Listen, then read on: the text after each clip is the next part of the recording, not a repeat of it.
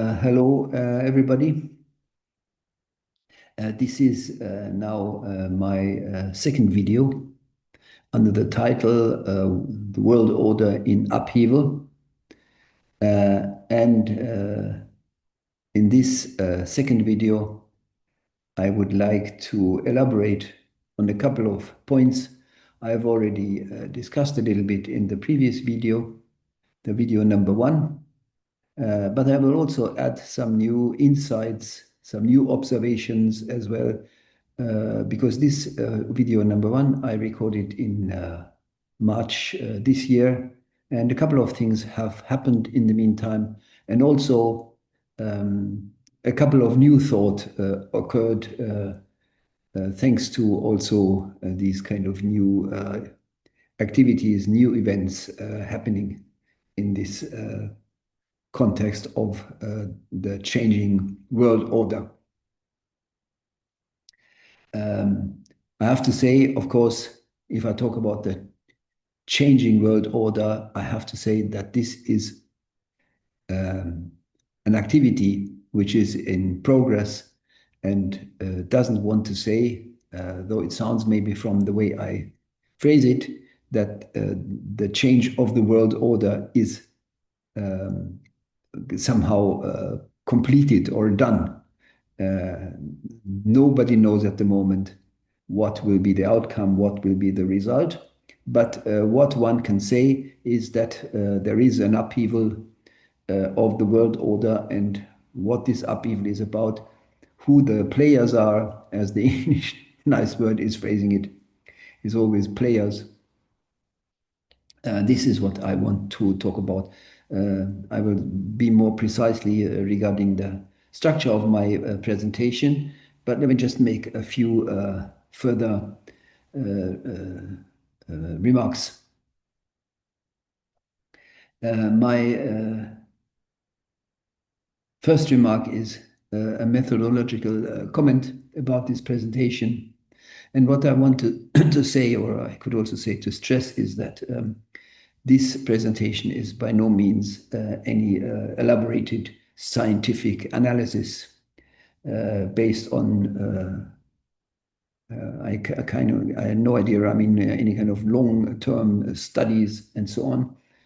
My intention is another one. My intention simply is, you will see from what I'm going to say, my intention is that I want to argue that especially left people in Europe and in particular, also in Germany, but generally, since I'm addressing here people in English, so I'm addressing people, well, hopefully all over the world. What I want to say is, and kind of advocate with my presentation, is that especially left people need much, much more substantial reflections about what is happening in the world. And another point I more particularly wanted to say is that my impression is that the way these topics are discussed, and I said that already in the first video, discussed as if the world was a kind of, again, the word player, yeah, playground of two and a half or maybe 3 or 4, I don't know, politicians, which are Trump, Putin, and Xi Jinping, I should not forget. Well, in Europe is a little bit difficult, who is the representative of the European Union. But what I wanted to say is the discussion in the media, and unfortunately also among left people, is a bit carried out in a way as if what is happening, what we are facing, what we are witnessing, is not what I'm trying to insist on. It is the change, the challenge of the existing world order.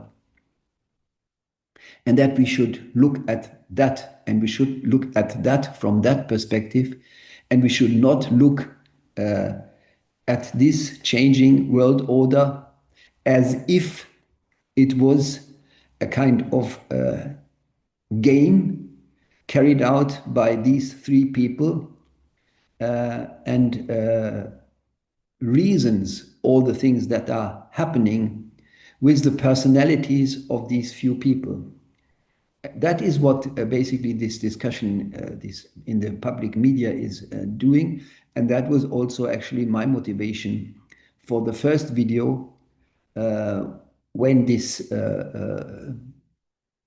meeting between Trump and Zelensky and Vance happened in the White House, that this has then afterwards been discussed again as if this encountering of the President of the United States, Ukraine, and the Vice President, as if this was a meeting of a kind of, well, I cannot say boy group, group of old men who were somehow playing with the world as if it was their private kind of entertainment. That is how this has been presented, and that I can really say that got so much on my nerves that I thought I should make a video in which I draw the attention of people that this is not a game between 3-4 men, but this is a serious thing that is happening in front of our eyes. And what is happening is this world order in upheaval. So in more details, what is there discussed, how is it discussed, and so on. This is what I'm going to try to discuss a little bit in my following presentation. The main topics of this presentation are 3 points. Point number 1 is to say, and I think this is important to say before going to point 2, in which I will try to discuss a little bit who are the participating states changing the world order, and what are their missions, intentions, and what are their ideologies with which they do that, etc. Before I do that, I want to say something more fundamental in my point 1, what this world order is at all. That means who are the subjects of which this world order consists. And of course, they are the subjects of the world order are nation states. And I want to say in this point 1 how the world order is somehow constructed, and how it is changed, and why it is constructed in the way it is constructed, and why it is changed in the way it is changing. That is my point number 1. Number 2 is, as I said, what is happening actually in this under this notion of the changing world order. What are the participating nation states doing, aiming at, and how are they presenting that to the world? Then my point 3 is called how the activities of the nation states participating in the rivalries about creating a new world order among the nation states, how this affects the way the nation states, their societies, and their economy are constructed.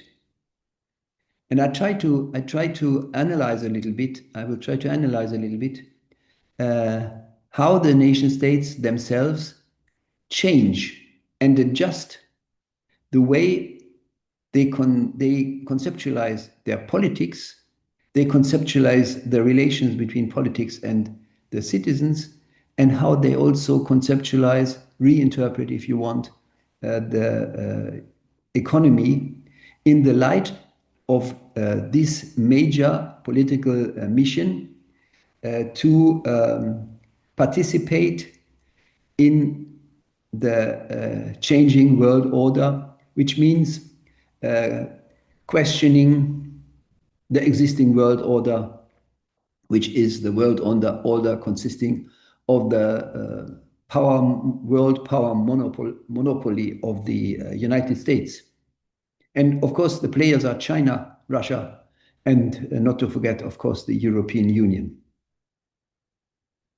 So this is what I'm going to discuss in point 3, how in these countries, in these nation states, and also beyond, they reconceptualize, change the way they interpret and practice politics within the states and between these nation states. That's my point number 3. Maybe my point number 3 might be too much. If I can say that, my German video, I had to stop after point 2 because it was too long. I don't know how quick I am in English, so let's just try. These are the 3 points. Maybe the point number 3 will be if I'm too tired after 2 points already, then maybe we do this in a separate video as I do it in the German version. So that's the overview, what I'm going to talk about. And now to my point number 1. What is this world order? How is it constructed? Who are the players? And how are they creating this world order? And in which way are they somehow creating the relations between these nation states, constituting what is called a world order? The first thing I want to say in relation to this point is a little remark pointing on something that maybe doesn't seem to be very natural. In fact, one has to remind everybody that the fact that the existing world order consists all over the world of nation states constructed along the same society system rationale called capitalism, that they are all constructed in this way by no means means that this is a natural way to construct societies and their political bodies and their economy. As a reminder, the fact that this world order, and that's what I try to prove, the world order consists of all these countries all sharing the same rationale, why they are called capitalist states. I will immediately say what I want to say about it, what this rationale is. That this is the case, that they're all the same, is the reason why the world order works in the way it works. And that this is the case is the result of 2 things. Firstly, the result of the post-socialist world. That means the result of the abolishment of 2 big nation states, Russia and China, formerly the Soviet Union. China is still China. The abolishment of alternative society systems, socialism, communism, however you want to phrase it, and the fact that these countries decided, after they have abolished capitalism, to move back towards capitalism. How this happened, etc., in the Soviet Union, and from the Soviet Union to Russia, and how this happened in China, from socialist China to China as a country that challenges the world power monopoly of the United States. That is something I will discuss a little bit more detailed when we talk about the individual players participating in this world upheaval.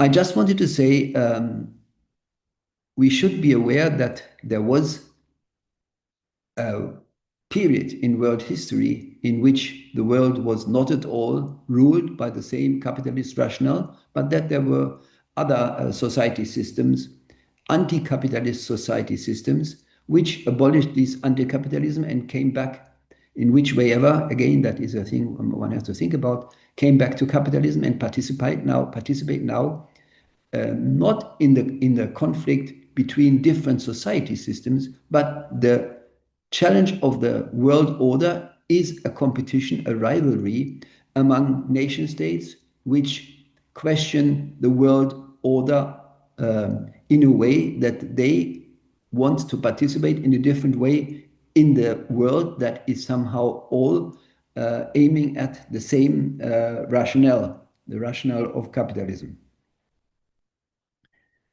And there is a second thing one has to just remind us of. During that period in which there were alternative society systems opposing capitalism, there was this phase of the so-called decolonization of the world, in which the former colonized world carried out all kind of battles against the colonizers. Those colonizers were capitalist countries, and that's why the decolonization, the battles between the colonized world and the colonizers, was also a battle against capitalism. And it is quite worth to notion that for any reason I don't want to mention here, but of course it has something to do with the history of China and the Soviet Union, especially the history of the Soviet Union, that these battles of the former colonized world against the colonizers, the capitalist world, that these battles ended, and this is quite remarkable, it ended in the fact that all these former colonized countries became as well what? Yes, they became as well countries ruled by the same rationale as the colonizers. So in other words, the world of the colonized part of the world was also successfully transformed into countries which were all essentially constructed in the same way as the colonizers were constructed in capitalist countries.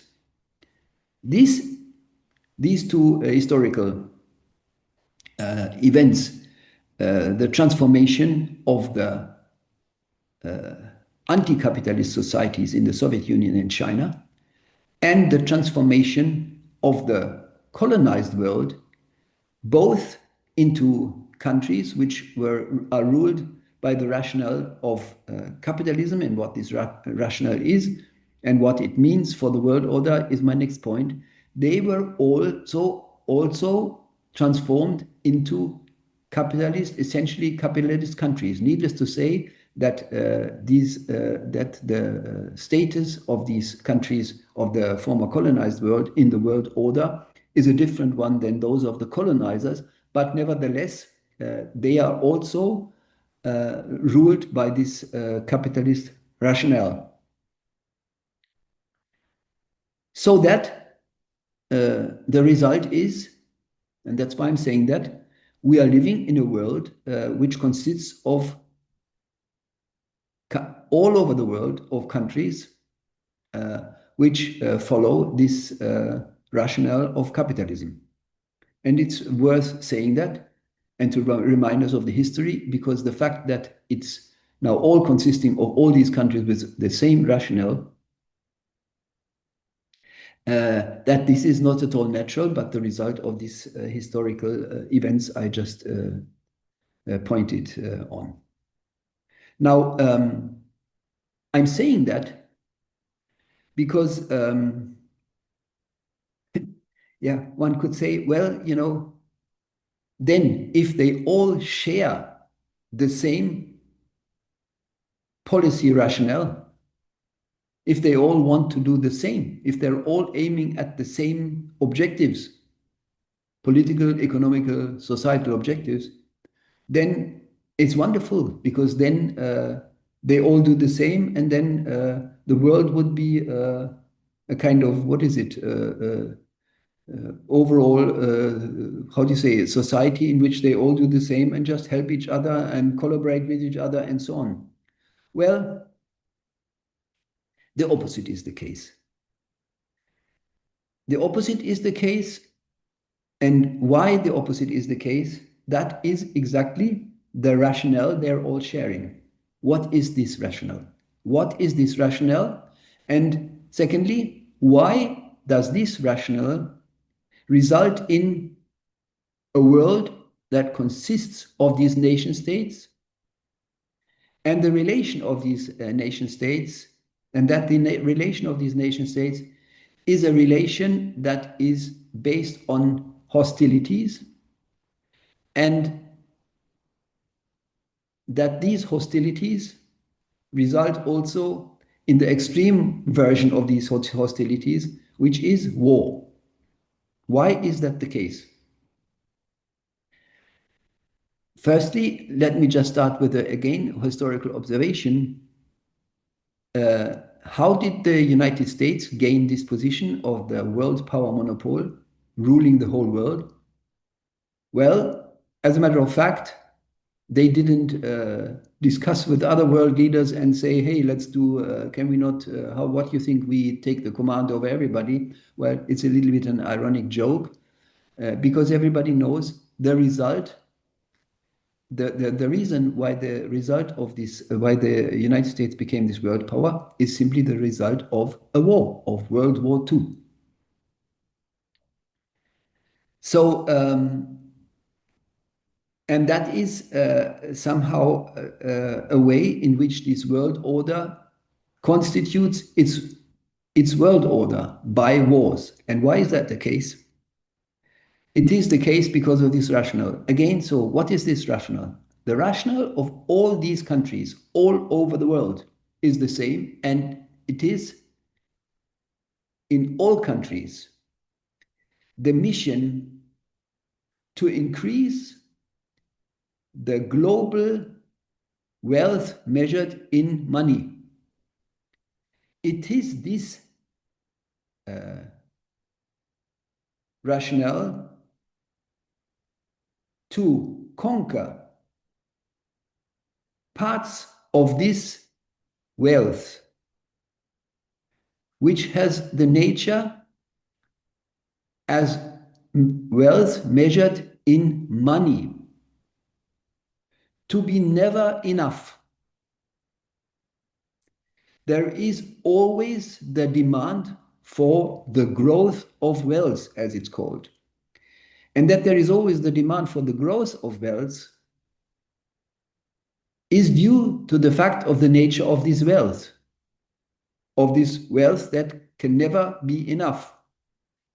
Money is always less than it could be.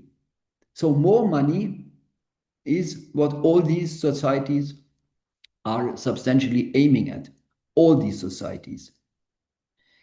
And since all these societies are participating in the rivalries about gaining a part of this growing wealth measured in money, and secondly, because the political powers ruling these countries, carrying out this rationale with their societies and with their economies, they encounter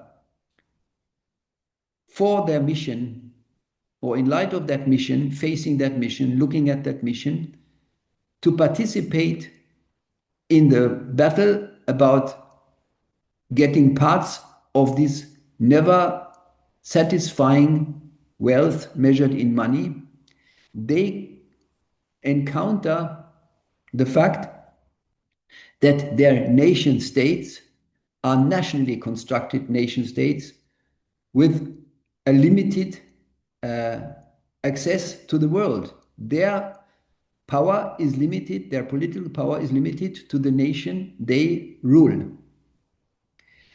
And for that very reason, they encounter each other, every other nation states, who looks at the world in exactly the same way. They encounter each other's nation state as a competitor, as a rivalry, to extend their participation in the growth of wealth, because the other state is doing exactly the same.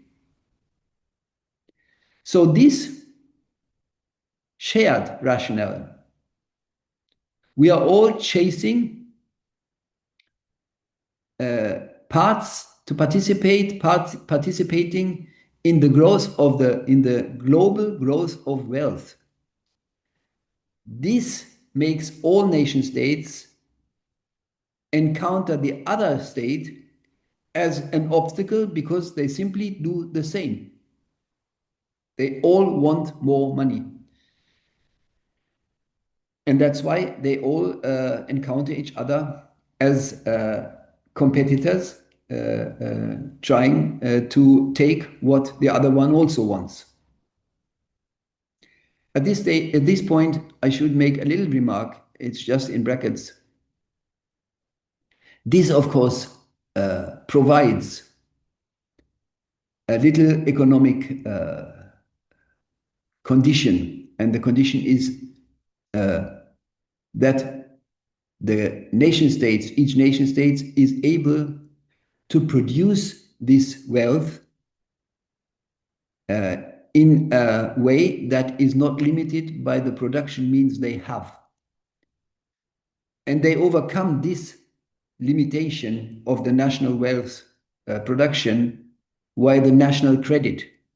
The credit is the instrument to liberate the growth of national wealth beyond the abilities of a nation states. And thanks to this, thanks to the creation of the national credit, they all can create the global wealth measured in money beyond the national the limits of the national capacities, or of course also beyond the limitations of the capacities of each each participant on the market. Now again,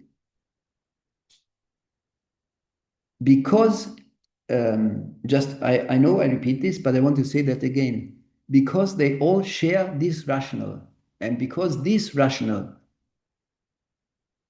they encounter each other as enemies about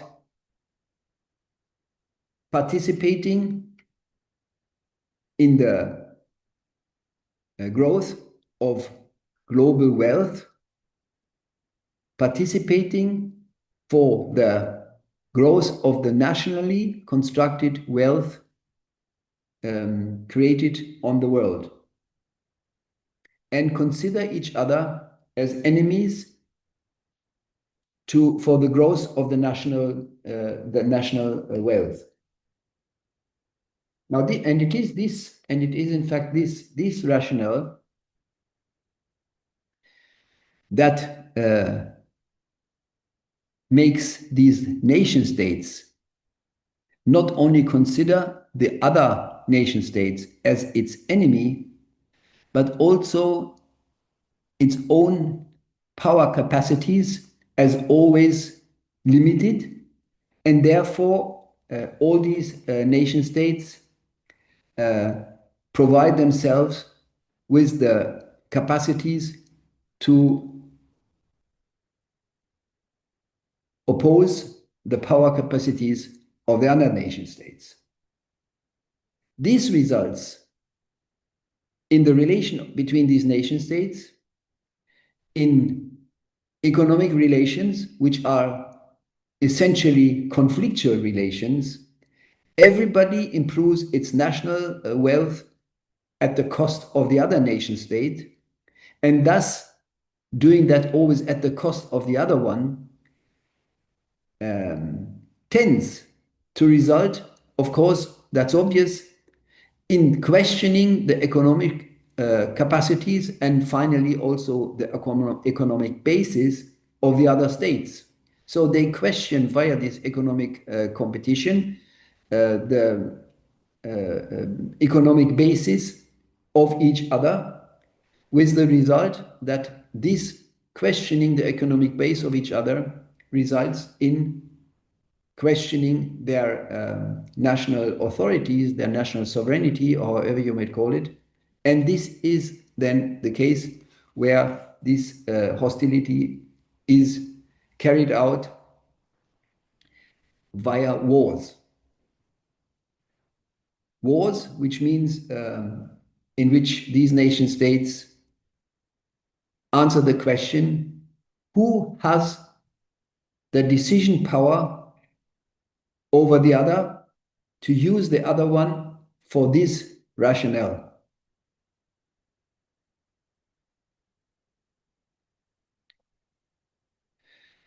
So that means that, again, it is this shared capitalist rationale of all countries over the world, which does not at all result in, okay, then that's fine, we all do the same, we all want the same, but it is this rationale. They all share, they all want, that leads the world into a world order, and the world order, thanks to this rationale, is an order of a hierarchy of nation states who subordinate with their politics the politics of other nation states. And this hierarchy, who has the say, which nation state has the say over other nation states? This is what constitutes the world order. And this hierarchy, who has the command and who has to obey in this world, this is what consists the world order. The world order is a hierarchy among nation states who have the power to rule other nation states. And it is obvious that such a world order is a continuous activity. Continuous means that each nation state, of course, has the ambition to rule another nation state. And thanks to this ambition to rule the other nation state, the questioning, the changes of the world power, the upheaval of the world power is a continuous activity in this world order. It always shifts from phases of peace towards phases of war. Saying this, I wanted to say that what we are facing today, that the world order we had so far, consisting of the power monopoly of the United States, was, in fact, yes, it was created by a war. And what we are facing today with the war in the Ukraine, the challenged world power, challenged by Russia and also by China, of course, and also by the EU, but how they do it and by what means they do it, that's my next point. But what I want to say is this upheaval of the world order today is again done by the war in the Ukraine. So it is this war, this next war after World War II, which is the next big war that changes the world power, the world order, among these world power nation states. And everybody knows since World War II, the world was always accompanied by war, all kind of wars.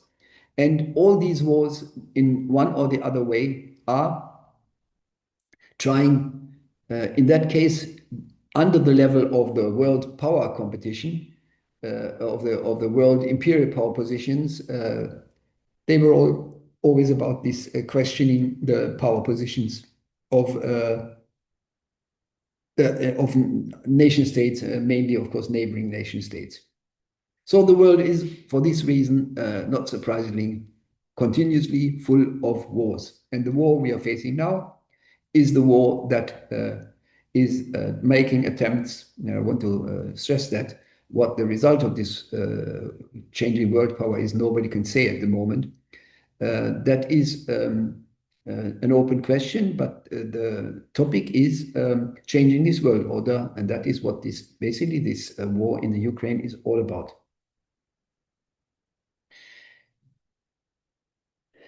I want to say one remark at this point, because what I say sounds a little bit as if it is beyond how these nation states, in fact, present the reasons for why they carry out wars. My point was, this is substantially the reason. The reason is to carry out the same rationale and to get into conflicts about this rationale, and that is about who has the say in the world, in this world of these kind of nation states sharing all the same rationale of increasing their participation at the cost of other nation states, the participation in this abstract or in money measured wealth.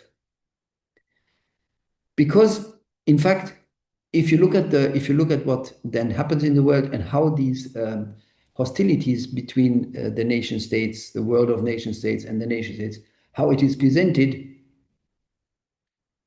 you will always find that how they present that is very often in these days presented as conflicts between culturally, religiously shaped state visions, state ideologies. So what they present to the world is not what I said, but what they present to the world is that the hostilities is a hostility, let's say, for example, between Islamic states, to take an example of Iran, for example, or any kind of other culturally constructed hostilities. And that's how we are presented what these conflicts are about. However, my hypothesis is this: the presentation of the hostilities, of the conflicts between nation states, the fact that this is presented to the world as hostilities originating from cultural or religious conflicts is an ideology. Why do I dare to say that? Though it is so obvious that we are always presented with all kind of conflicts consisting of all kind of religious and culturally, constructed hostilities.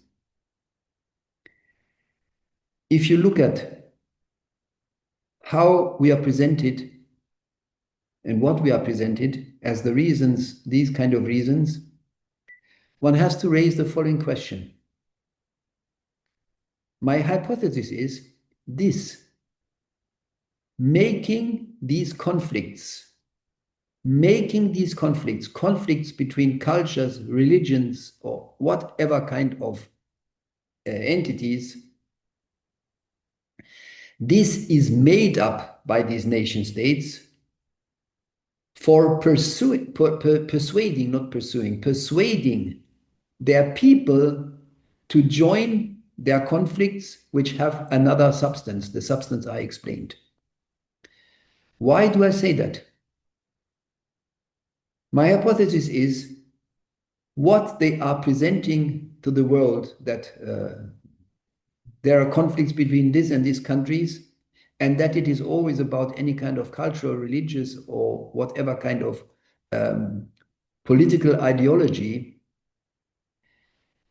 Why this is a lie, why this is only presented to the world, one can prove with the following argument. If you look, for example, at the sciences who are elaborating exactly on this, on the conflictual potential of cultural ideologies. They call cultural essentialism. If you look at that, you will notice that the cultural essentialism and its conflictual nature gains only the element of hostility if you incorporate in these concepts of culture that very rationale of nation states, and that is the national point of view on the world. This very national point of view I described a little bit before, based on this rationale, chasing the money. So only if you include discreetly as the nature of culture this mission of nations, of a nation state, only then you get to the point that culture contains hostilities. Culture doesn't. Why on earth, to say it a little bit ironically, why on earth should the fact that somebody eats spaghettis and the other one eats potatoes, one believes in any kind of mystic things and another one believes in another mystic things, where on earth does this result in hostilities? That is a lie with which the sciences, when they discuss this conflictual nature of culture, discussing this as essentialist, cultural essentialism, for example, that is made up by these scientists, and this scientifically proved lie, false thought, I could also say, that culture contains hostilities, is the affirmation of what the nation states want to make us believe when they declare or explain us their wars as carrying out the hostilities coming from the different cultures. This is, and of course, I'm saying that here very roughly, but please think about that. This is the way in which, in this world, with these hostilities, I try to explain where they come from. This is how, in this world, these nation states try to get their societies behind their political agenda, which is presented, therefore, to the societies in order to persuade people to follow and to serve the nation states and their hostilities among them. But it is not the reason. Very briefly, this point, it is important.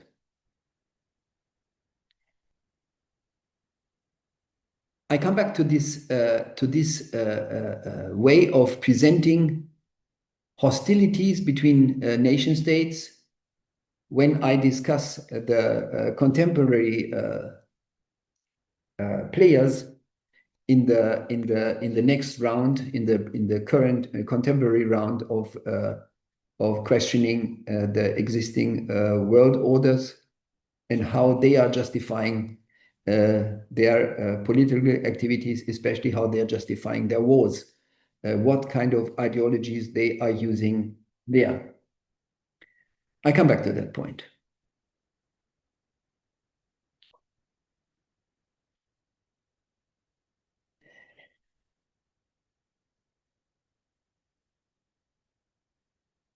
Just a moment. So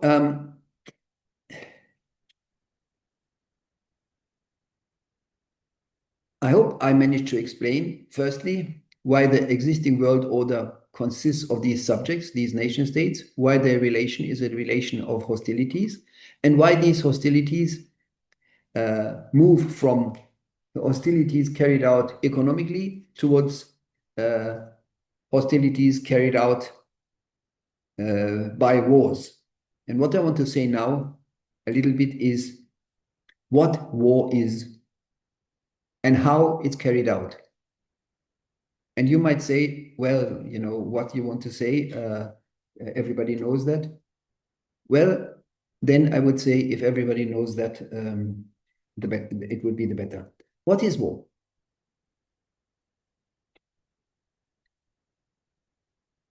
War is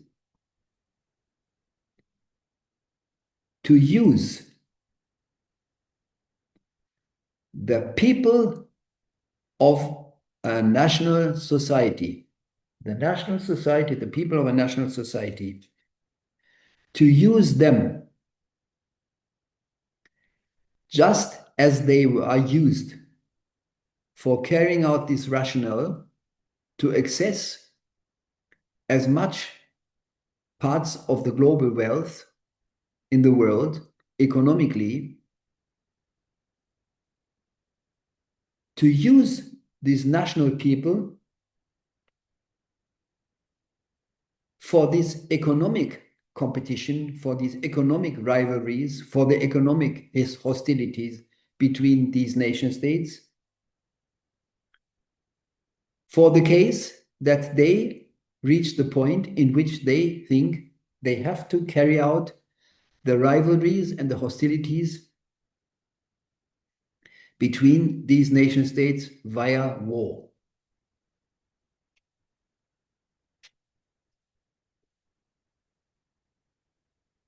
So what I want to say is war is a variation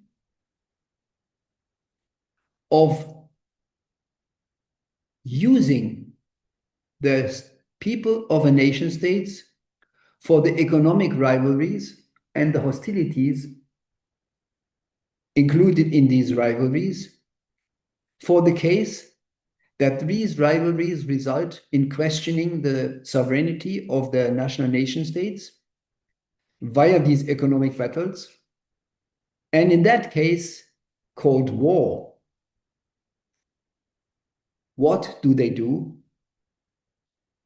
What is war? War then is,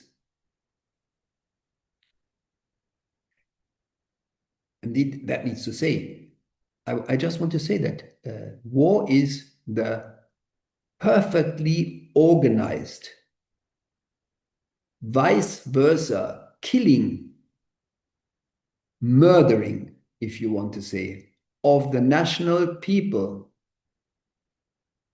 therefore established with the highest technical instruments to kill the people of the other state. That is war. You have to be aware what I'm saying here. What I'm saying is elementary, essential part of these societies with this rationale include as a kind of part of the logic of these societies that their people from time to time are used to kill the people of the other nation states with the highly, therefore, equipped weapon to kill the others.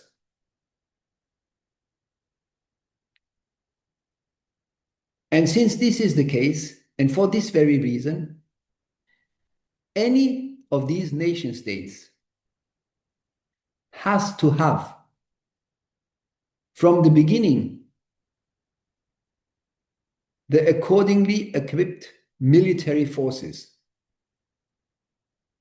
Military forces, therefore, are a substantial, essential equipment of all these societies.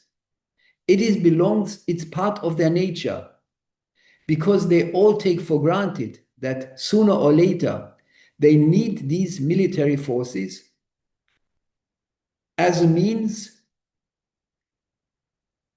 to kill the people of another nation state, knowing that the people of the other nation states are the basis of the political and economic power of each of these states.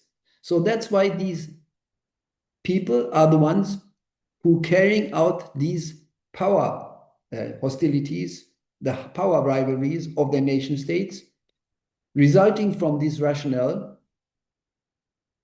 And they carry this out as people killing each other. It is the instrumentalization of the people, firstly for the economic competition, the economic competition about this objective, gaining parts of the growth of this money wealth. It is this that then in the next step results in the wars. And in the wars, it is again the people who are carrying out these rivalries among these nation states about their power position in the world.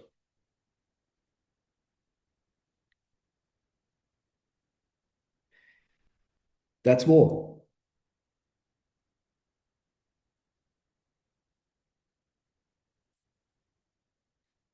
And this is not, how to say,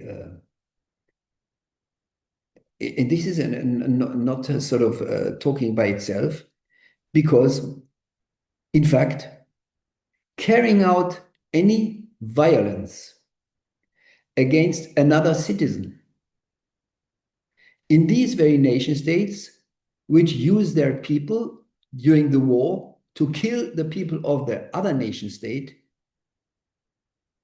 carrying out war to any citizen in these very societies is strictly forbidden by the nation states, and no citizen is allowed to carry out war against violence against another citizen. But it is these very nation states who forbid their citizens any kind of violence against each other, who force their citizens, in the case of war, to do exactly this, to kill with the military forces, the means they have for that, the military powers, the weapons, to kill the people of another state for the sake of carrying out their power rivalries. And this to forbid people any violence and to entitle nation states to do this kind of systematic mass killing is a right of nation states. A right to force their citizens with industrial produced weapons to kill the masses of citizens of other countries. That is the right of war.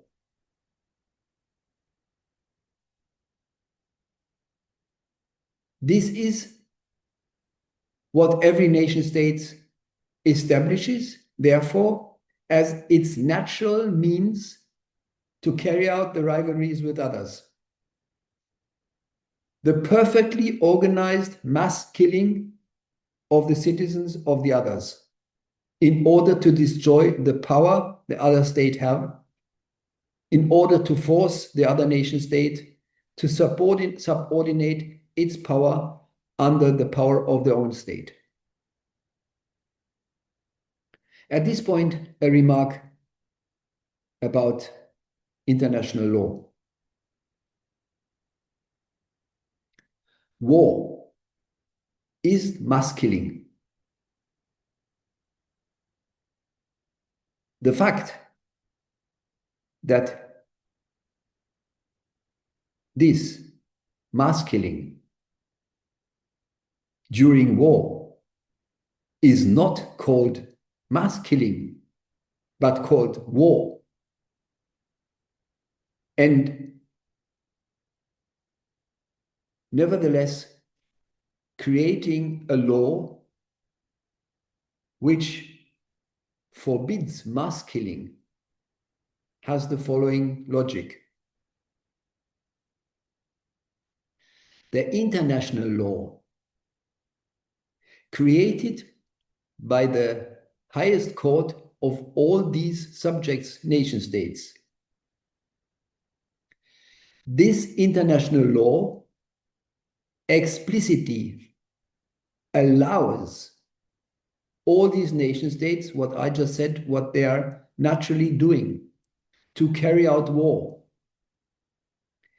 And the fact that the permission entitling all these nation states in the international law to carry out war and to describe very detailedly how this war must be carried out, and to also say what kind of violence is forbidden in this war. This is what the international law is about.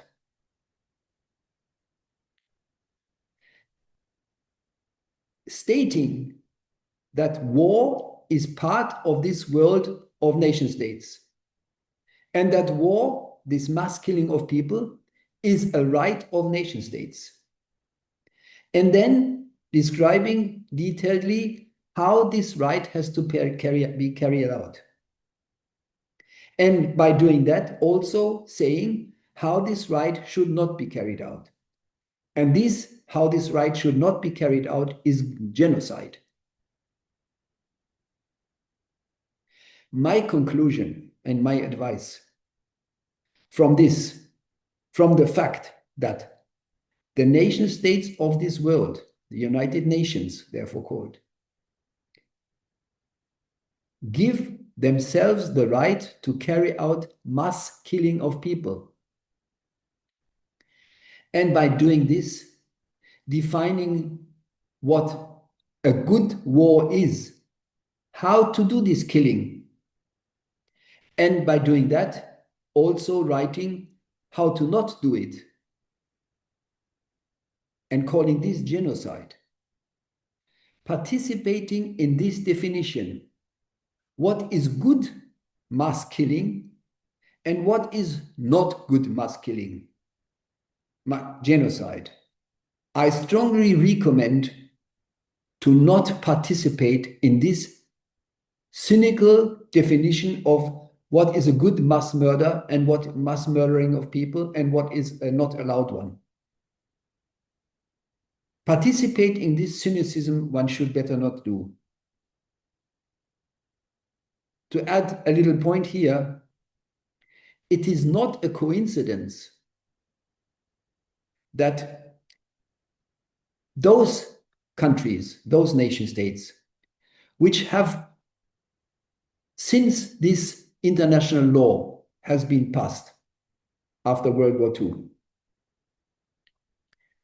it is not coincident that it has been done after World War II, after the world was consisted, as I said, from all these subjects, from nation states.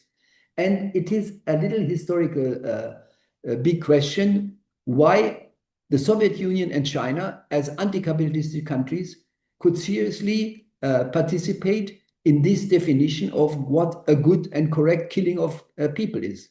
They did it. And it is one of the big question mark of the history of these countries, how on earth they could do that, but they did it. The point I wanted to say here is, if you look at the history of the world since World War II and how this is somehow reflected through the international law, finding here and there genocide, but which never found genocide by those countries who really carried out all the wars. I'm talking about the United States. The mystery for this question is simple. If you participate in this cynicism to say what is a correctly carried out war and what is an incorrectly carried out war, what are unnecessarily killed people? Consequently, think about that, because many people are always, like to talk about genocide. The definition of what is a correctly carried out war, what is the correct mass killing of people, and what is incorrect, is finally only decided by the question, who is the winner of the war? And if you are the winner of a war, you cannot have done a mistake because your war was successful. So only a successful war, therefore, can never be accused of having carried out a war that does genocide. That is the secret why the United States have never been accused of carrying out any genocide, because they always were the winners of the war.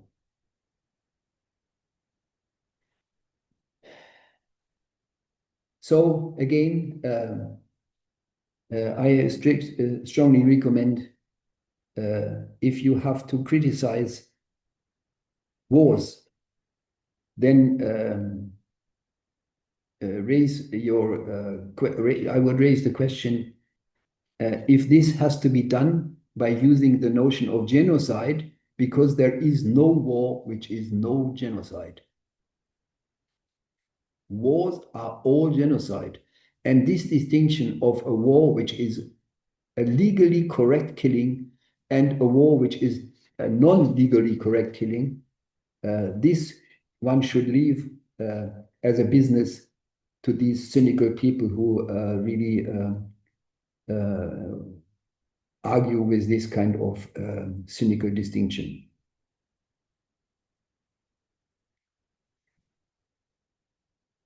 In this context, let me say this. Since all these nation states consider war as the right of nation states,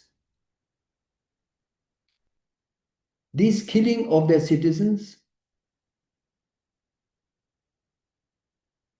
as a legal means they attribute them. For this reason, the way they are justifying the wars are everywhere the same. Everywhere, across all the countries, from Russia over China to the United States and Europe. An actual example, how do they do it? Russia argues for the war. For doing what?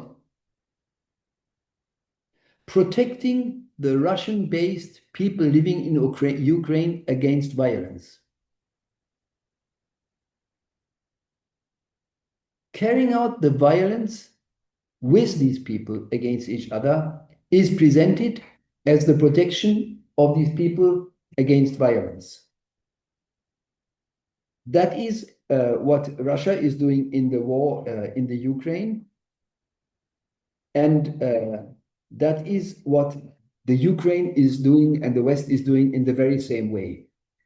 They are sending the Ukrainian people into this war against Russia in order to protect the citizens of the Ukraine and the European citizens against the war.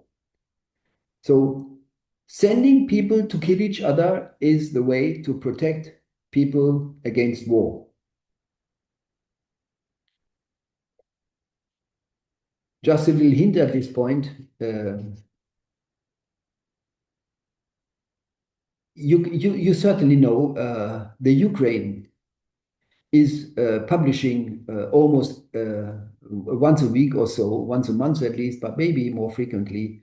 They are publishing a wonderful table in which they boast, yes, really boast, with the number of Russian people they have successfully, as they call it, eliminated.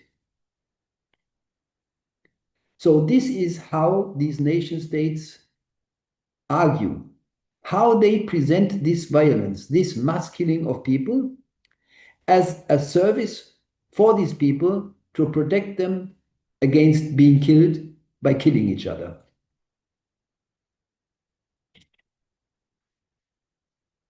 That's enough about this point. Why is there, what is the world order? Why does the world order consist of these rivalries and hostilities? And why these hostilities result in war, what this war is, and how these wars are justified or presented by these subjects who are carrying out the wars, the nation states, who are the real actors. The actors are the people. How these nation states justify these wars as a law they attribute to them, and how they tell the people why the war is good for them. The war, killing each other, is good for them because it protects them against killing. This is what I wanted to say in this point, and there, at this point, I want to stop here. There are many more things one could, of course, say, but that should be enough for my point number one. Okay, my point number two now is just a little breath. My point number two is now, who are the actors in the actual fights for a new change in the world order and what they want. To say that again, of course, what I'm saying now about the different participants, which are, of course, you know, Russia, China, United States, and Europe. This can also be some sort of sketches, not less and not more. But I want to do these kind of sketches to counter sketch a little bit the way these players and their role, what they do, what they want, and how they justify what they do, how this is presented and discussed in the media, and how it is presented and discussed and presented to the world by all these actors. So I will talk a little bit about Russia. Then I want to talk about United States, then Europe, and finally China. Let's start. There is no particular order here. Let's just I could start anywhere. It doesn't matter. Let's start with Russia.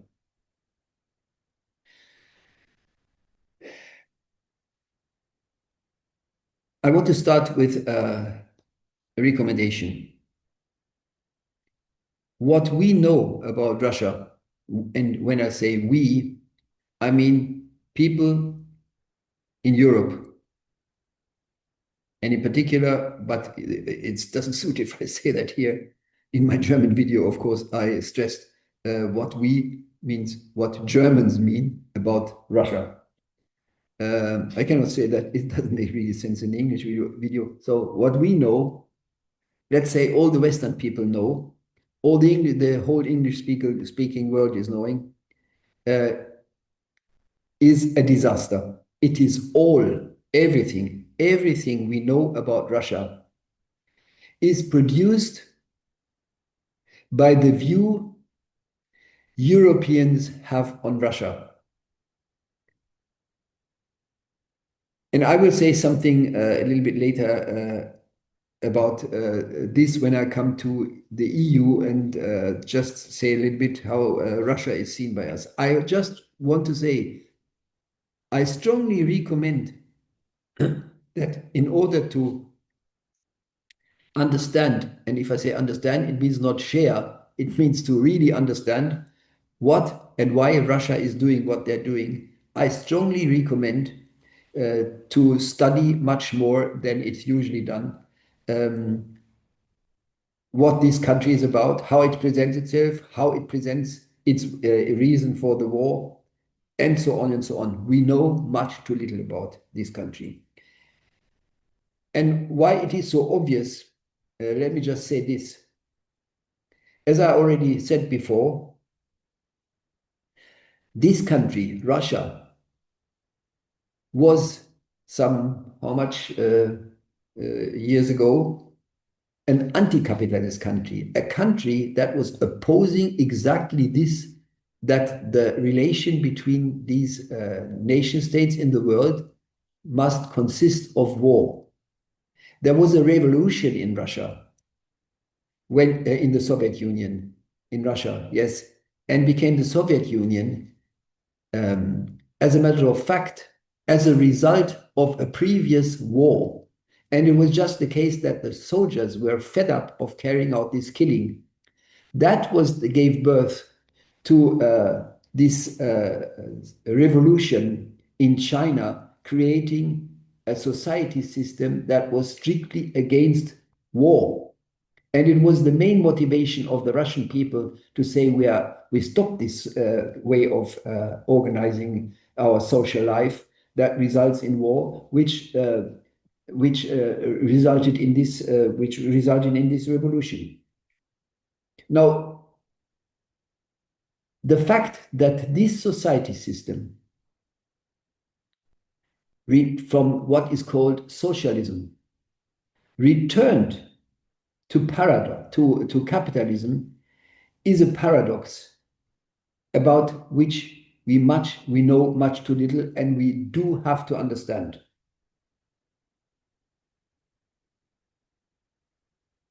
As you all know, just a moment,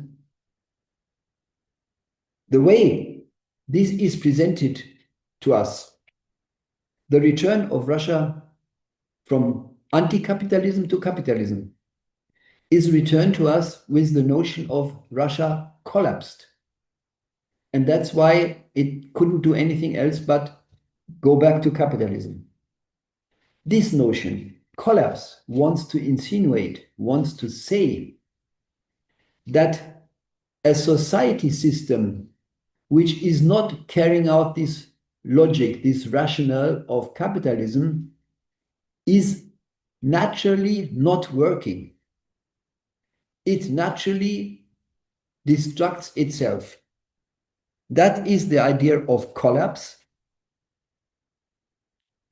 And this image already shows that this idea of there is no other way of carrying out any kind of society but the society system of capitalism is obviously the way to oppress any reflections about this society system and about the question how it happened that this society system, which was fed up of this capitalism, returned nevertheless to capitalism.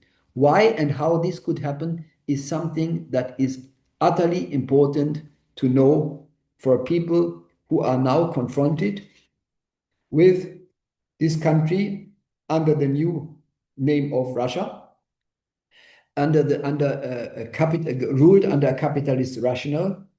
And thanks to this capitalist rationale, this rationale that we should participate in the battles about the worldwide produced money wealth, that they detected their ambitions to participate in this and to become a world power.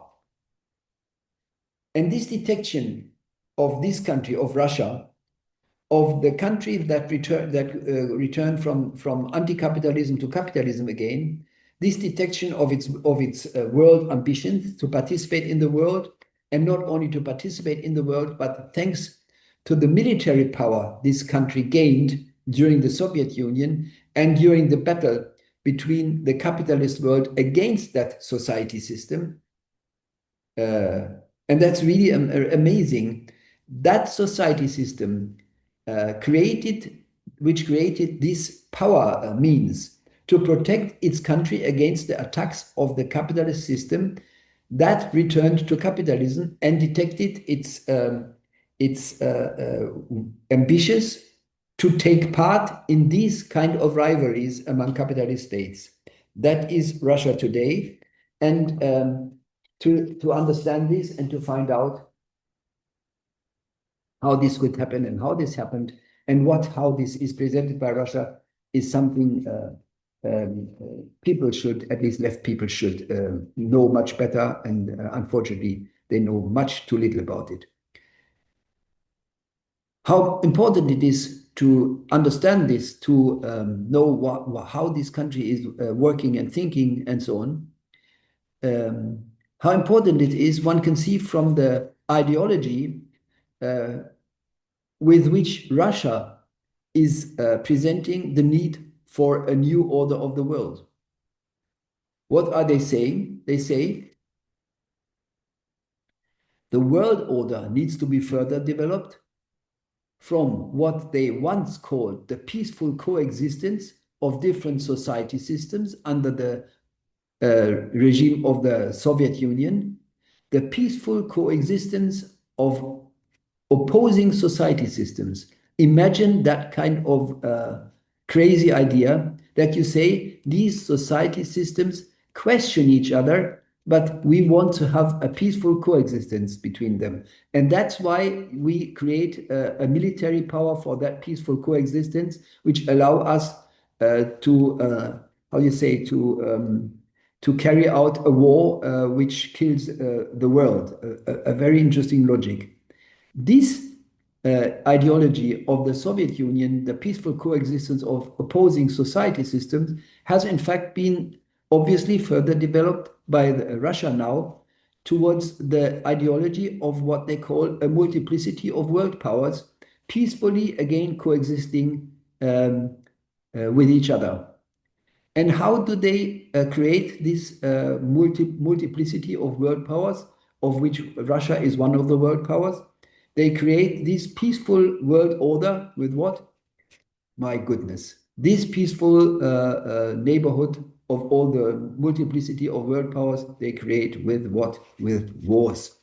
And they say, well, we could only create it via a war because the suggestion we made to the West was rejected. And by the West, so we had no other way of carrying out, somehow imposing this new multiplicity of world order by war. Yeah, interesting, but maybe this idea of a coexistence of world powers consisting of this rational is just as idiotic as the idea of the coexistence of society systems which question each other's legitimacy. Anyway, so this is Russia. And again, I want to say, again, this is my, regarding Russia, I don't want to go in all these details now of the Ukraine war. That's another point. But I just want to say how necessary it is, how important it is to understand how this country works in order to be able to really sufficiently also criticize what is happening there.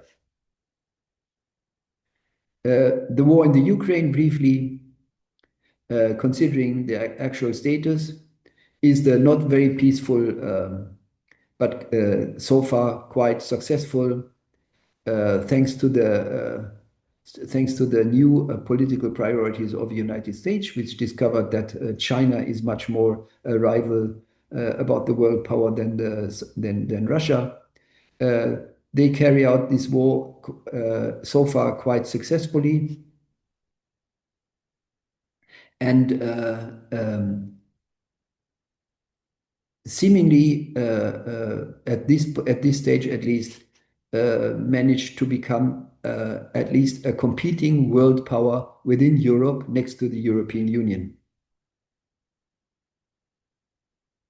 I will talk about the influence this war has, the influence on this war, thanks to or due to the different views of the United States and Europe when I talk about Europe and I talk about the United States.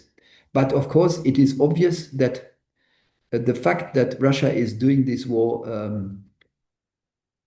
quite successfully so far has something to do with the fact that while the Europeans consider Russia as a country which they must defeat by winning the war against Russia, is a bit different from the way United States is looking at it. They are more trying to sort of terminate that war because they have other hostilities in their mind which have for them a priority, and that is, of course, China. And that is why, not forget, why Russia does it quite successfully. If that really works, and what the position of the United States in a long-term perspective will be, one has to see. But at the moment, it looks like that the Europeans are aiming at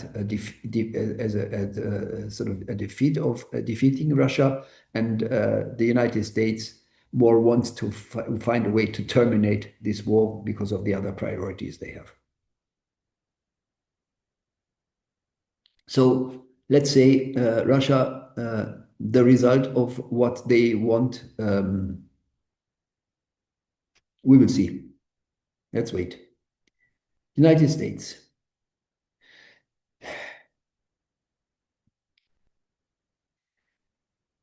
Making America great again. The phrase already indicates they consider that the world power monopoly is challenged. And I strongly recommend here to look at the United States as the United States and to try, though I admit it's a bit difficult sometimes, to try to avoid to present the position of the United States as the individual crazy mind of this, of course, crazy guy Trump. The power monopoly of the United States is challenged, and the actual government under President Trump is responding to that. And making America great again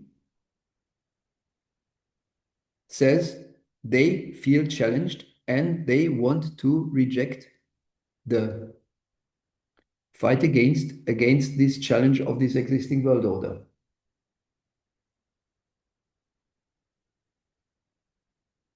I want to say at this point, when one talks about the United States, the same thing as I said already about Russia and its history called Soviet Union. We also know much too little about the United States. And the problem we are facing is that the things we know about the United States via our European media is the way the European media present the position of the European Union as a competitor about the world power to us. Just to give you an example,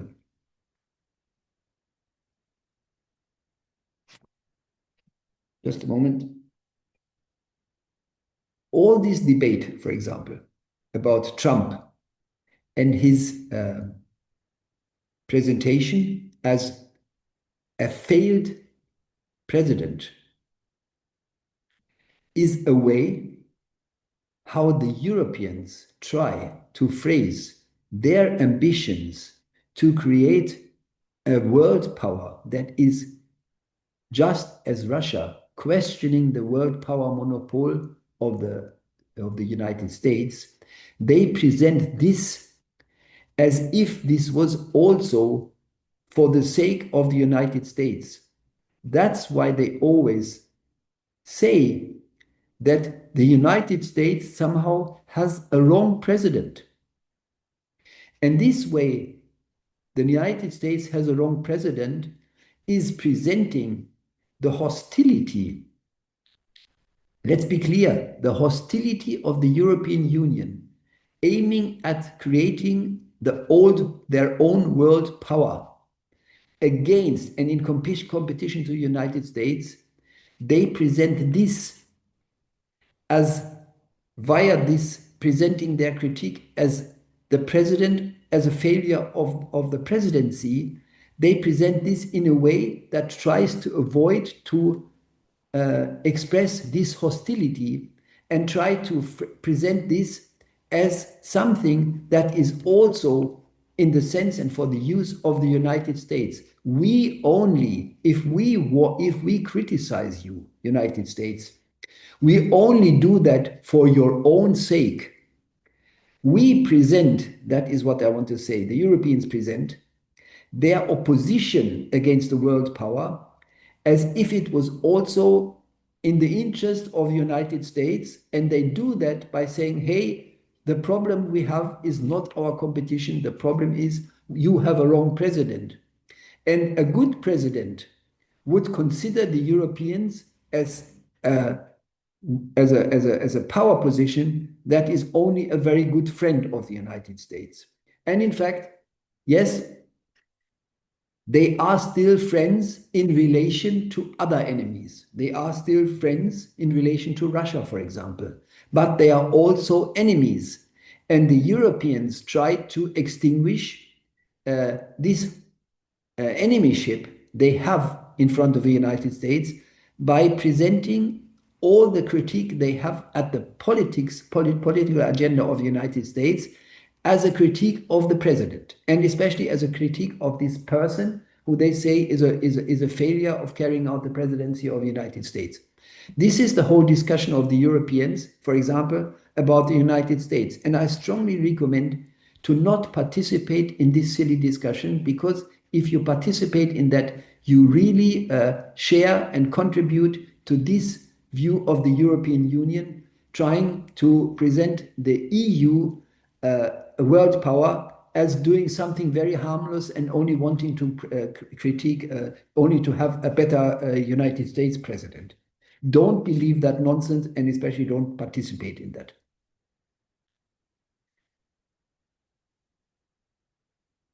To add another point on this, look, we know, at least, I include myself, we know all much too little about this political movement behind this so-called MAGA, notion.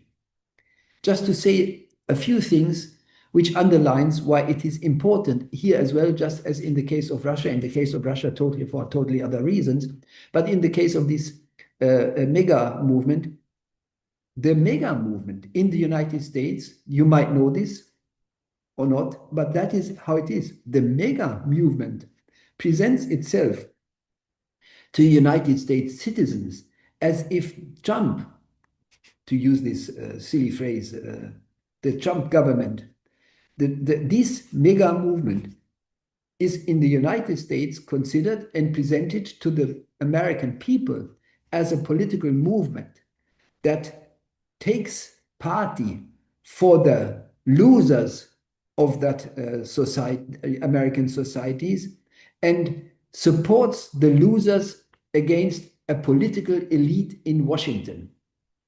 So the Trump movement is a political movement that somehow says they are there to support the material interests of the small, lower class people in the United States against these political elites misusing their power in Washington for their own private purposes. That's how they present it. So it is presented as if it is a kind of pro-proletarian political movement that supports with the President Trump these poor people.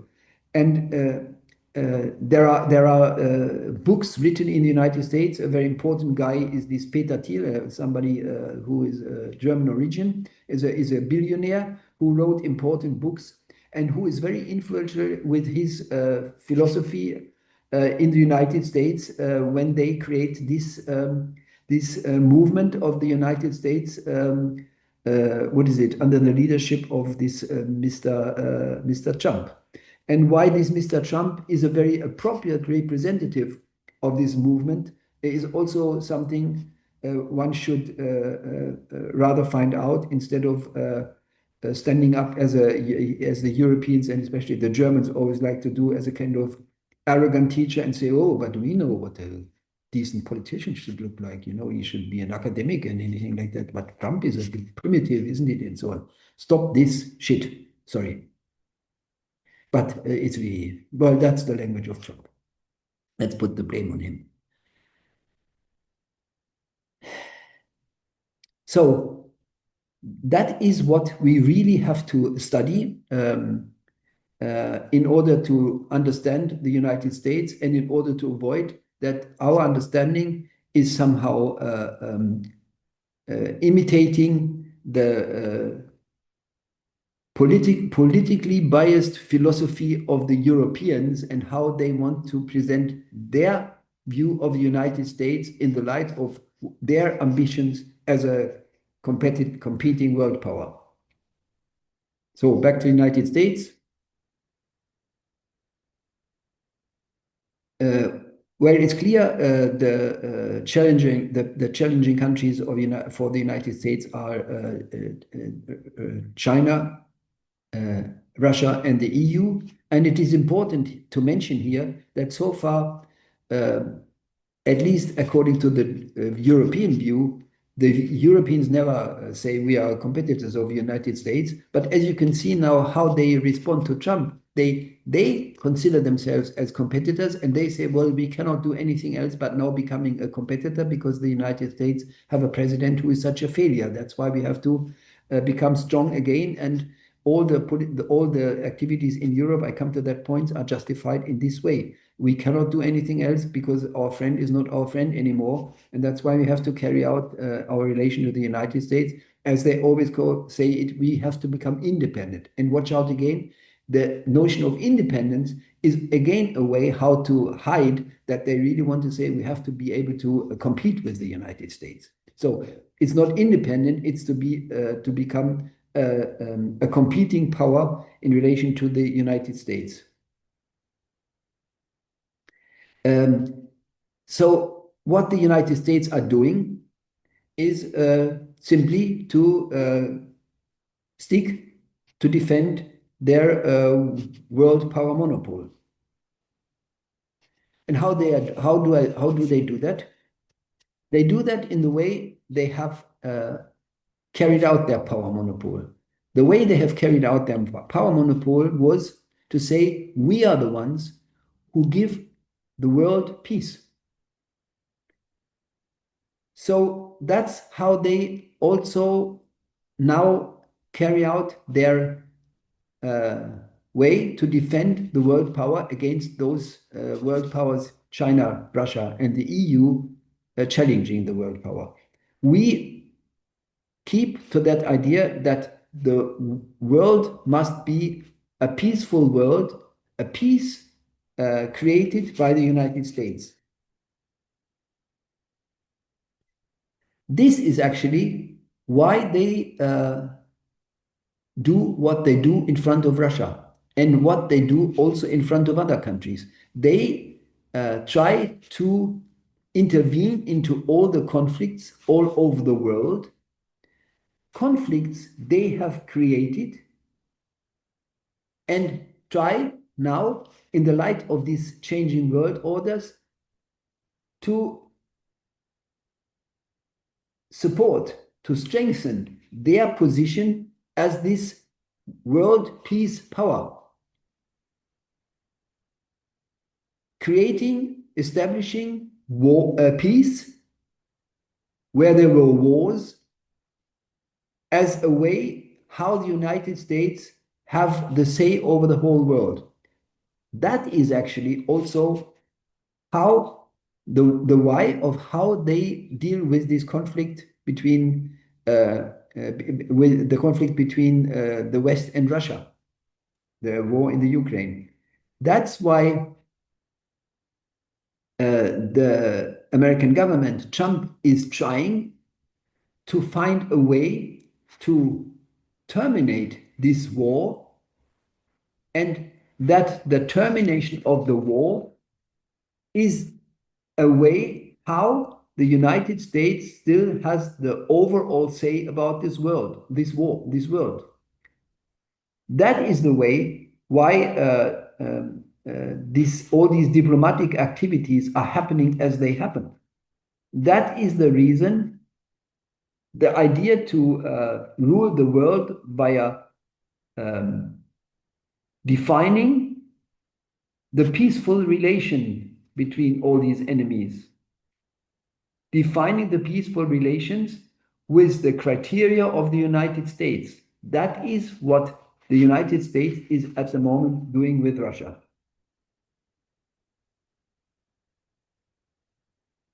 And that is why actually then, again, on this personal level, Trump wants to have that Peace Nobel Prize because he is creating peace everywhere.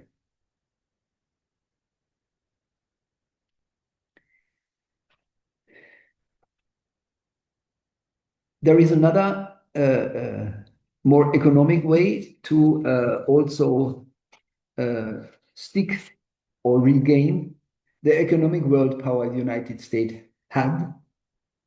And I don't want to go into details, but this is all these battles about tariffs. The intention is to weaken the economic challenges of the United States in the world market and to make the American economy great again. Oh, sorry. Sorry. I didn't turn it off. What happens?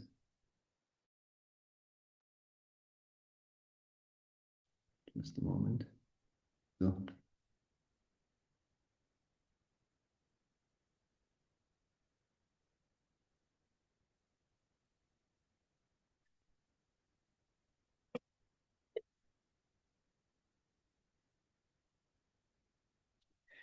Okay, sorry for this interruption.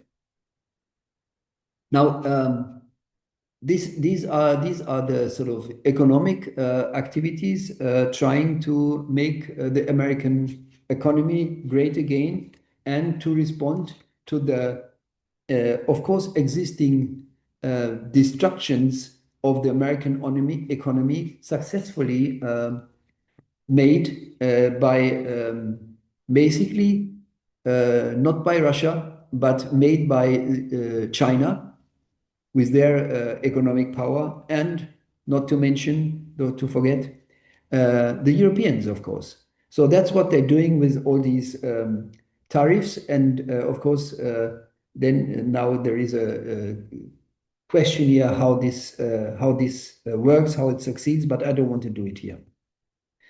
But on the political level, there is also something one should mention here. The United States are here and there quite successfully rejecting the world power ambitions of the competitors. Example, Russia. With the help of Israel, and by the way, that is why the United States are so much supporting Israel, because they make Israel a means of the world power battle about this new world order. That's why they support Israel. And with the help of Israel, they have successfully managed to push out Russia from the Middle East, from Syria, from Lebanon, and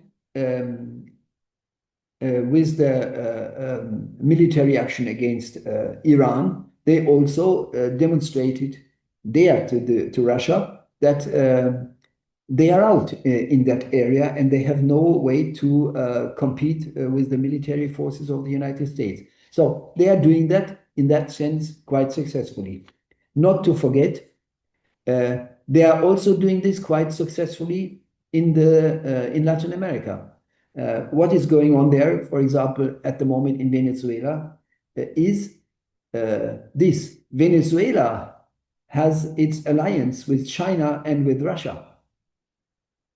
And these interesting military activities in Venezuela, presented by the United States as a war against the drug, is a way to challenge the support of the position Russia has, especially Russia has in Venezuela, to try to push Russia back from Venezuela via a war declared as a war against drugs, and in that way to do this without getting into a kind of conflict with Russia.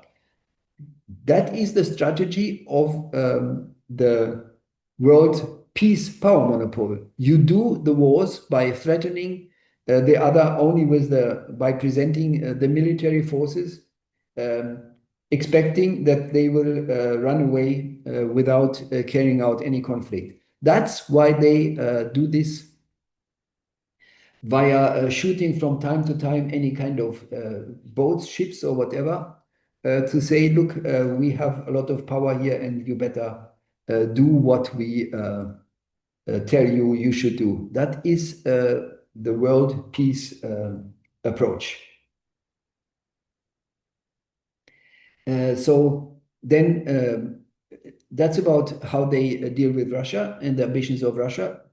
China, Panama, they also successfully diminished or kicked out, I don't know, China from these ambitions in Latin America. And what's going to happen in Africa is another story. I come back to that point later. And how about the other competitor, the EU? That's quite funny. This relation, the United States established to Russia and the way they deal with the war in Russia is a way how to diminish the power of the EU by allowing the Russian to become under the control of the United States a powerful country. And by doing that, this not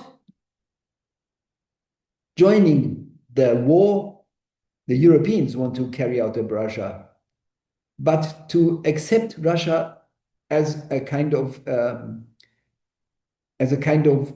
world power under the control of the United States. That is a way how the United States domesticate the ambitions of the Europeans. How does it work? It plays the card to keep the Europeans small by confronting the Europeans with a competing world power, and a competing world power that, unlike the Europeans, obsesses nuclear power much more than the Europeans. The Russia, in that way, keeping Russia a bit powerful under the control of the United States. That is a way how to domesticate the Europeans by the United States. That brings me to Europe.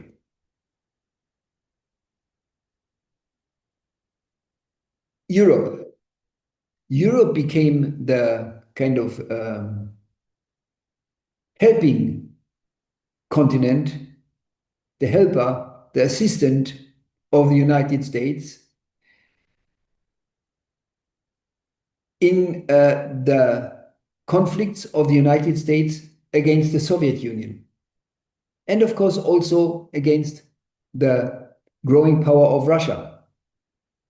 Until China occurred, and China became more important for the United States than Russia. Until then, the Europeans were the assistant of the United States in the, at that time, only challenging power, and there was Russia and the Soviet Union.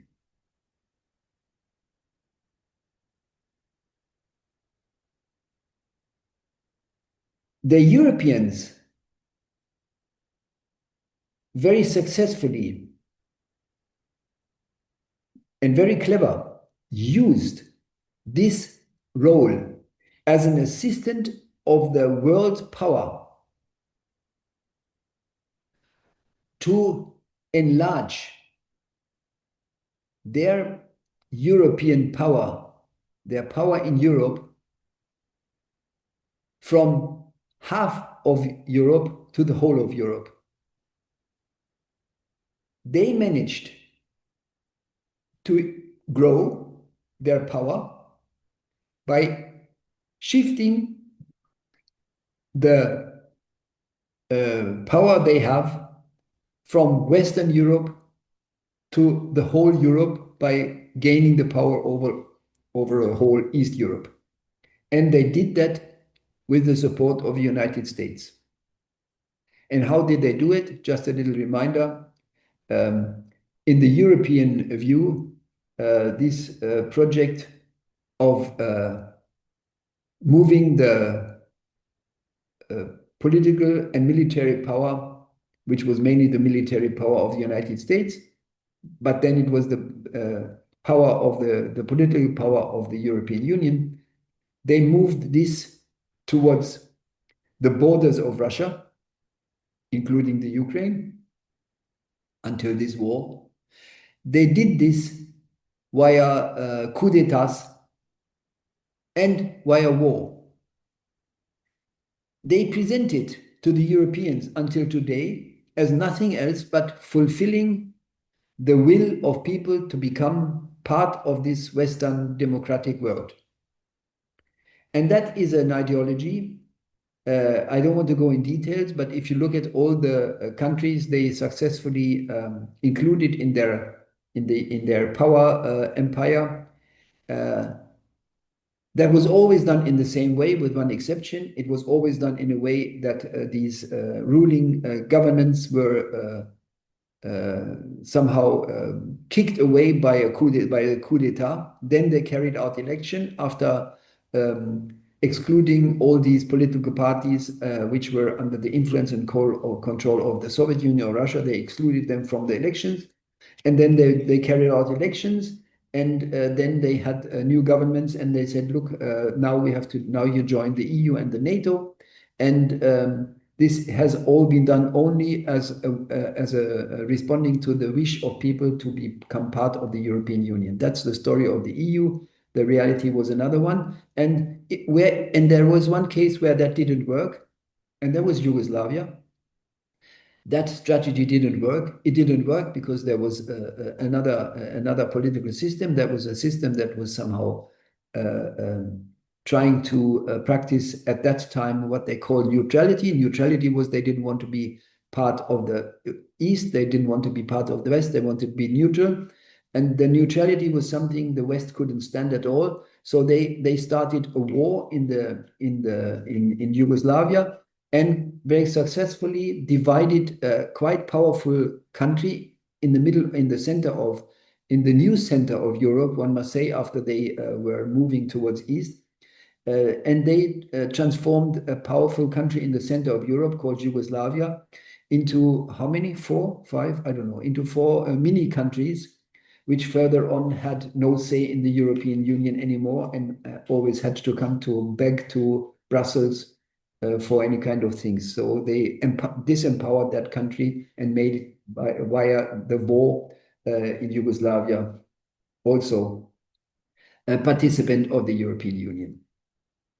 This, I have to say, this successful extension of the power towards the East with the under the military umbrella and under the how do you say by using the hostilities of the United States with Russia and using the military power also of the United States to move towards Russia as a military power. This I have to say this quickly, but this also has to be elaborated. Just want to make this point here is this was always carried out also thanks to with the help of this strange ideology Russia had at that time. I mentioned that already before. Russia had the idea of the peaceful coexistence of, and the Soviet Union had it, and Russia in a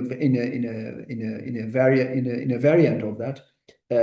There was the peaceful coexistence of opposing society system. That was one thing. I mentioned that before, and then later it was the peaceful coexistence of competing countries. That was Russia then. They used this kind of ideological idea of Russia to move against the West, against Russia, and by always somehow responding to this ideology of Russia and saying, no, look, what we are doing is only what you always say is the peaceful coexistence of competing society systems. And that's exactly what they're doing. And Russia and the Soviet Union was, of course, silly enough to be and caught by their own ideology. And that's why they always said, okay, but don't do that again. And then they did it again. And then they said, but not again, please.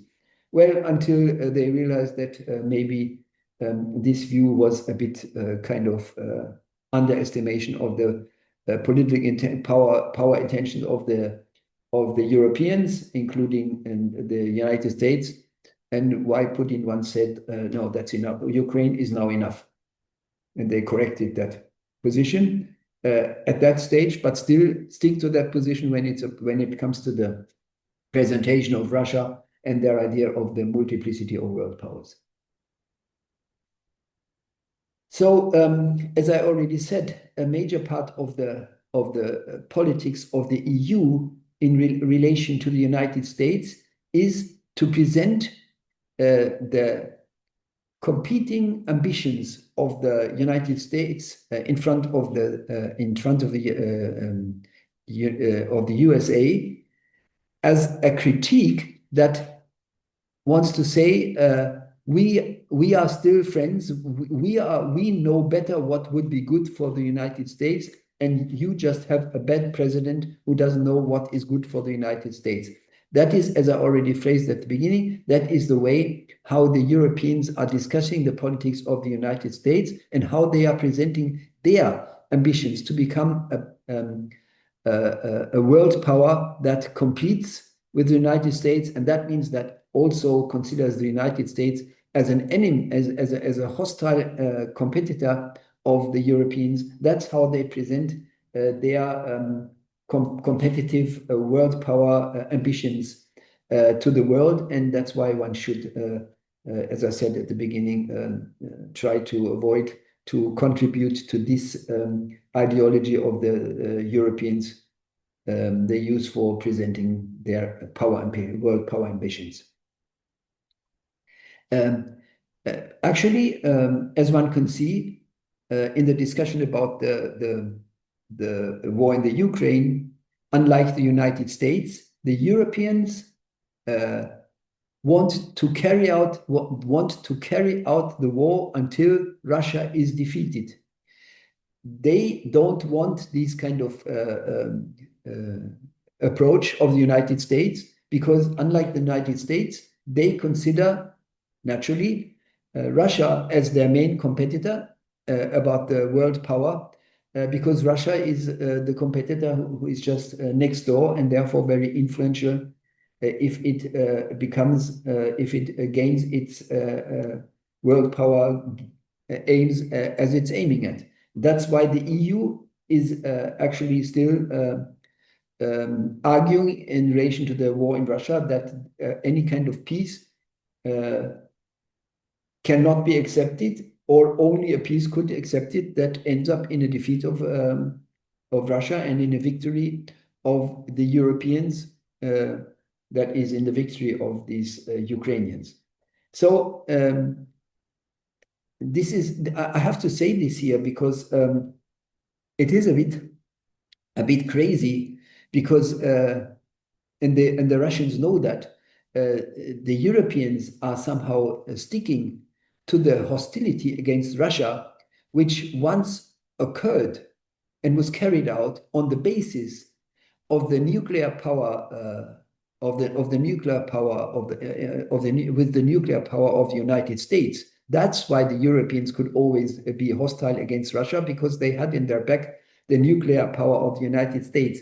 But they don't have it anymore, and that's why they try to get it. The United States has another view on that, but the Europeans, I must really say, they continue with this hostility against Russia, despite of the guarantee that the United States are really supporting them in case of any kind of conflicts. And that is quite remarkable to say, that the Europeans continue to question the power position of a country which is a nuclear one of the biggest nuclear powers in the world, Russia, and they do that now without the support of the nuclear power, a support with which they have successfully made Europe what it is today. Another point quickly to mention in this context, when we talk about Europe,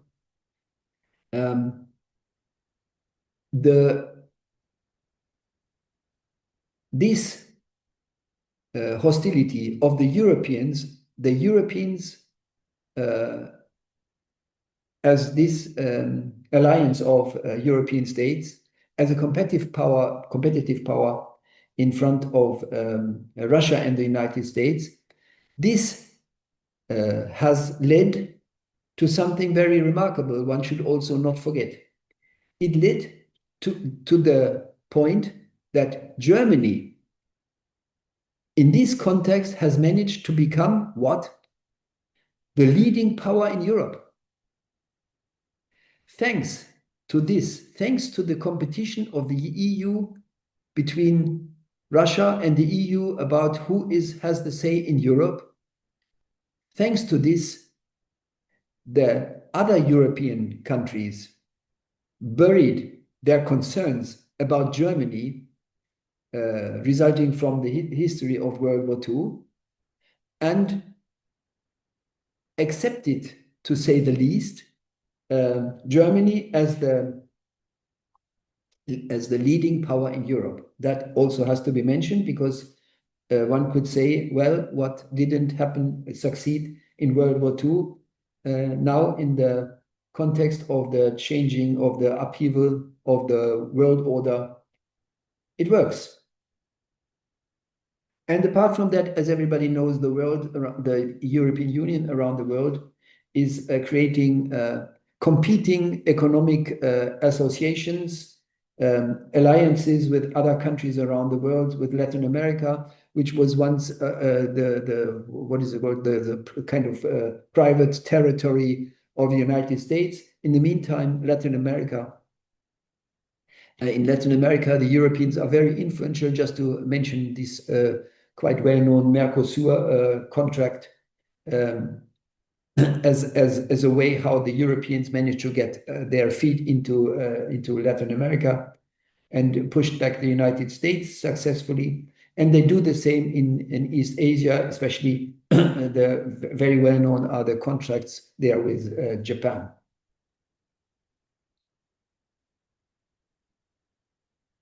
And not to forget, these days one can read everywhere in the media that Europe is now justified again by the unreliability of this Trump.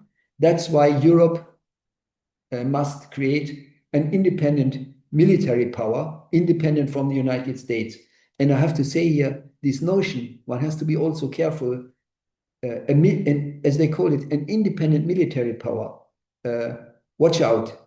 An independent military power is a way to avoid to phrase a military power that can compete with the United States, and a military power that is able to compete with another military power is nothing else but a hostile military power that questions the power monopoly of the military power of the United States. That's Europe. Last word, Israel, because it's so remarkable. In Israel, the Europeans have just detected that they don't like the way how many Palestinians Israel is killing, and has started to phrase a view towards Israel that is slightly different from before, and phrasing a critique of Israel. I just want to say they present that, of course, as the reason for that. They present, of course, because they cannot stand anymore this killing of Palestinian people. Well, I would say, how many people are okay to be killed? 45 per day, but then 46 is too much. So don't believe that way of presenting the views the Europeans have on Israel now. The reason why they have this view is this: Israel has somehow overstretched their political activities in the Middle East, and has done that to an extent independent, and even somehow ignoring, if not damaging the political interest of the Europeans in the Middle East. It has done that now to an extent that the Europeans use this killing of Israel and this moral argument in order to tell Israel, hey guy, you cannot do what you want. We are also there, and you have to respect us. And we do something that forces you to take into account the European interest in the Middle East. Another point of the Europeans there is very close to this. It's also a way to create a counter position in the Middle East in relation to the United States, because the United States have become, most of the countries are anyway under the control of the United States, but after Syria has been, the Russians have been pushed out of Syria, the United States have become very strong there. And it's, of course, the Europeans also criticize Israel because they want to establish their a power position in the Middle East that is in competition to the United States. China. What applies to the Soviet Union, what applies to the United States, applies even more to China. We know almost nothing about China. And everything we know about China is propaganda from the West. Just some hints. China was also once a socialist country, and China has a striking presentation of its national rationale. China, since a guy called Deng Xiaoping practices the idea to use capitalism, capitalist technologies, he said, for an economy that carries out a communist agenda.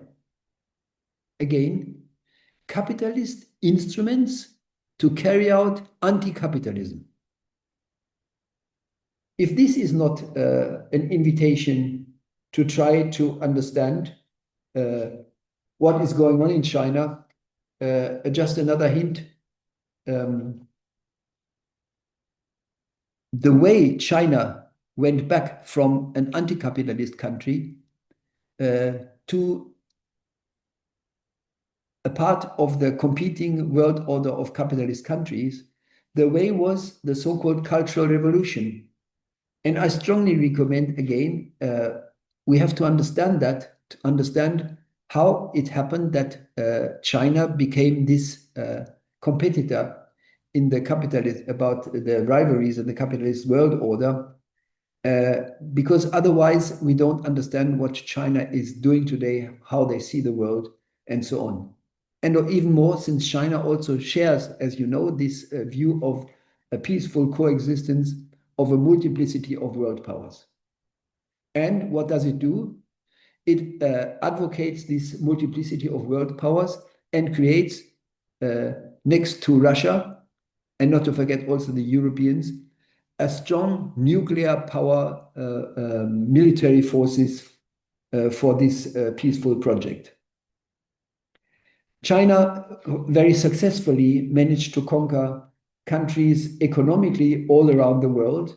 I just mentioned here briefly the successful spread of China in Africa. And this has something to do with the lacking interest of the West in Africa. And China quite used that quite successfully to spread China towards this continent.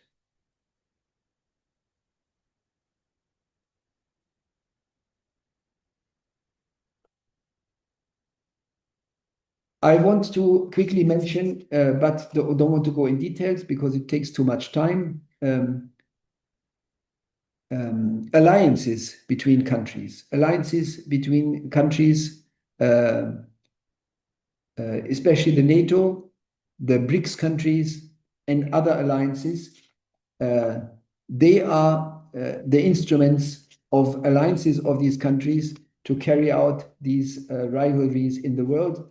But let me stop about this point here, because I want to say a couple of other things which also must be mentioned when we talk about the world in upheaval. Below that level of the world power rivalries, the world consists of wars which are carried out because other countries consider these rivalries of the world powers to carry out their regional conflicts. So these regional conflicts are now, in the context of the rivalries among the world powers, carried out for the world powers, under the protection of the world powers, and get, therefore, their radical way to carry them out. The Ukraine is one example. The Ukraine fights for its national independence from Russia by using the hostilities of the Europeans and the United States against Russia for their national objectives, making the Ukraine a country independent from Russia. One example. And they do that, that's what I'm saying, thanks to the interest the world powers have in the Ukraine in relation to their power battles. They do this in a way they could never do this if this war about their independence was not a war in the context of these world power rivalries. Same applies to Israel. Israel considers the competition of the world powers in the Middle East as an opportunity to carry out its own ambitions to become regional world power in the Middle East with their wars under the protection of the United States, which doesn't have this objective, but which supports this objective of Israel in order to carry out its agenda in the Middle East, pushing back Russia and China. And the reason why Israel is doing that and the fact that Israel is doing that is exactly the reason. This supporting the United States agenda in their world power rivalries. That is why is the reason that Israel is supporting there the United States and the United States Israel. This is why the Europeans are pissed off and now criticize the Europeans and start and use this argument of genocide. I already explained why this is a kind of cynical argument. Another war should be mentioned, Iran. Iran was taken by the United States as an opportunity in their power rivalries in the world. How that? My hypothesis is not the only, but maybe the main reason that can be discussed, why the United States quite suddenly, after they told Iran to stop this nuclear power program and gave them any kind of time for a couple of days or whatever, they suddenly decided we bomb them. Before this timing was finished. They did that. That's my hypothesis. They used this war against Iran to show the world, and that means especially to show the competing world powers, of course, to show these competing world powers, look, our strategy is to impose our peace with our definition of what peace is and who is doing what in this world. And that is peace. That is the peace ruled by us. That is what we're doing. But don't get us wrong. The fact that this is our agenda, spreading our American-ruled peace over the world, does not mean that we are not using our military forces. That is why they bombed Israel in the way they did it. So another opportunity, another way around. And Venezuela, I already mentioned, is another case where kicking out Russia and China is presented at the case of Venezuela, to give a message to the competing world powers regarding Latin America as a whole. And one could raise the question, who is next? So this is all I wanted to say under point 3. And I stop here because it is already late, as I already suspected. I said it at the beginning. My point 3 I do in a separate video. And yeah, stop here for the time being. Just one quick remark. I would be happy for all your comments. Firstly. Secondly, I will organize an online workshop for everybody who is interested in further discussions about all these topics. And so I will make in that among these comments to my video, or maybe in any other way, I don't know what the best way is, I will announce an online workshop on which we can continue this debate about the upheaval of the world order. And with this remark, I want to stop my presentation and hope that you give me your feedback as much as possible. Okay, thank you. Good evening, I have to say, because it's already dark. Goodbye. Leute, wir brauchen eure Hilfe. Wenn euch dieses Video gefallen hat, klickt auf Like, abonniert den Kanal und vergesst nicht das Glöckchen zu drücken, damit ihr benachrichtigt werdet, wenn wir neuen Content droppen. Außerdem solltet ihr uns überall folgen, wo wir verfügbar sind. Das ist Facebook, Instagram, Twitter und Twitch. Und wenn wir irgendwelche Ankündigungen machen oder Posts, dann shared, was das Zeug hält. Gebt uns all eure Liebe. Wir haben mittlerweile ziemlich signifikante Kosten. Wenn ihr es euch irgendwie leisten könnt, unterstützt uns doch auf Patreon. Dann kommt ihr auch in den Genuss verschiedener Vorteile, wie zum Beispiel Zugang zu unserer Discord-Community oder Zugang zu den ultrageheimen Patreon-Episoden, die wir dort posten. Außerdem könnt ihr uns natürlich auch über PayPal Spenden zukommen lassen. Außerdem haben wir mittlerweile einen eigenen Online-Shop. Das heißt, wenn ihr euch immer noch fragt, was ihr euren Lieben zu Weihnachten, Ostern oder sonst wie schenken könnt, geht dorthin und kauft duftes Merch. Alle Links dazu hier in der Beschreibung oder auch auf unserer Webseite 99zu1.de. Vielen Dank fürs Dabeisein, danke für die Unterstützung und wir sehen uns in diesem Theater.